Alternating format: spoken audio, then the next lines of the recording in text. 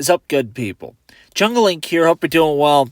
We have this article here talking about Ripple right now is going through discovery with the SEC. And essentially, what they're trying to show is the vast majority of their sales happened overseas. Because if they didn't happen here in the United States, then the SEC has no jurisdiction to impose penalties. So we know we have a total of $770 million that were deemed by the judge, those institutional sales, to be securities violations. But again, only if they're sourced here in the United States. So we may see Ripple really drastically bring that number down to a much more manageable level. Then further, we just had a court case recently that said, hey, if you want massive fines and penalties, you better show there were massive damages somewhere. Someone must have got hurt. And how's the SEC going to show that? The longer this goes, I feel the worse and worse it's going to go. And if I think they go to appeals, they'll further clarify that, things like ODL, different transactions where you are using the crypto, well, those aren't a securities violation because there's no investor. I think this could get drastically bad for the SEC. If Gary Gensler has any sense, he will go ahead and settle this out. Now, does he have any sense or not? To date, he hasn't shown that he does. We'll have to see. Now, Uphold. It was announced on Brad Kimes' channel here that they're looking to facilitate up to $5 billion annually in payment flows as an on-demand liquidity partner here. So it's great to see this exchange jump up here, help build out some corridors. It may not be my favorite exchange to use, but it's still been a massive partner here in the XRP ecosystem, and it's great to see them working directly with Ripple. We have the biggest exchange in Australia telling people, strap yourselves in, the bull run is coming early 2024 if it hasn't started already. They're saying, look, we're seeing volumes grow in a big way, a lot more people entering this space. All the indicators are a go. Doesn't really matter if it happens now, 2024. We know we're on the cusp. It's coming soon, so get ready. Kraken CoFounder, he's actually, basically praising the DOJ for stepping in and going after Binance, because the way he explains it, look, he's got investors that are saying, why is Binance trouncing us? Why are they growing at such a faster pace? Well, they're willing to grow their business by being a little more aggressive, and this is the problem when you don't have clear rules, clear laws. Those entrepreneurs that really want to do it right and ensure they are compliant, well, they're punished. And those ones that want to play a little more loosey-goosey, they can grow at a really, really fast pace. And so even though I don't support going after people within cryptocurrencies, I see his point, and he's got a good one. This is the problem with unclear laws. Now, Binance, CC's downfall is being hailed as the end of an era by Charles Hoskinson. And it is in a lot of ways, but this further article says, you know what? As far as Binance being this borderless crypto company, we're never going to see another company like this.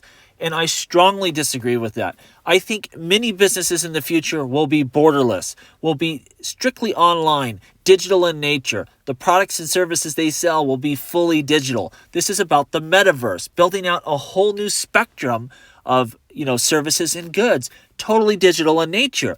And we see this with Palau, with the Palau IDs, and they're going to have Palau corporations for a digital corporation and a digital bank account where you don't need to be located in any jurisdiction. Now, it doesn't mean you're going to break laws anywhere you may be operating, where your customers are located. It doesn't mean you have to play the same way that Binance did, but I think their model is going to become commonplace in the next decade. Now, we have this announcement, Gateio implements zero-knowledge tech and new proof of reserve method. This is why I want to tell you. Nothing against Gateio. I've used the exchange before, nothing wrong with it.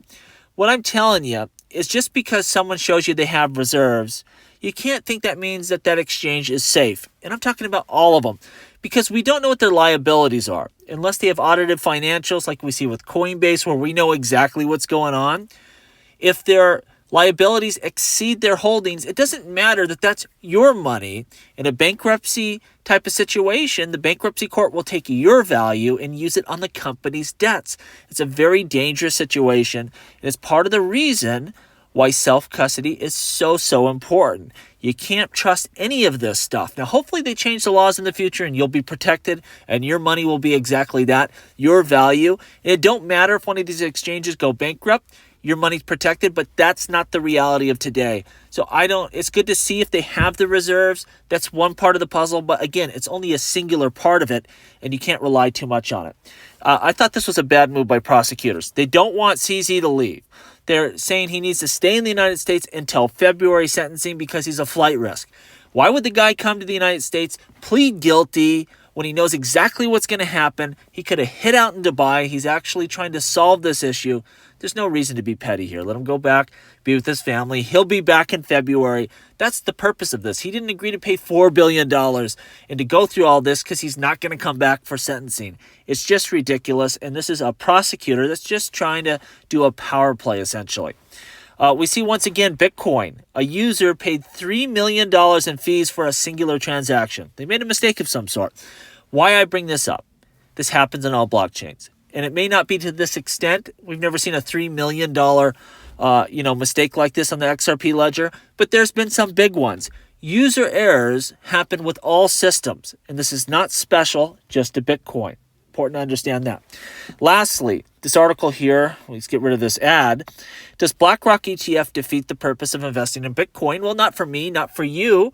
We invest in crypto, we self-custody, we can use it in a permissionless manner, but it's just another avenue for other investors to jump in this game that want to allocate towards cryptocurrencies where it's not appropriate for them to self-custody. This is a tack on to everything else we have.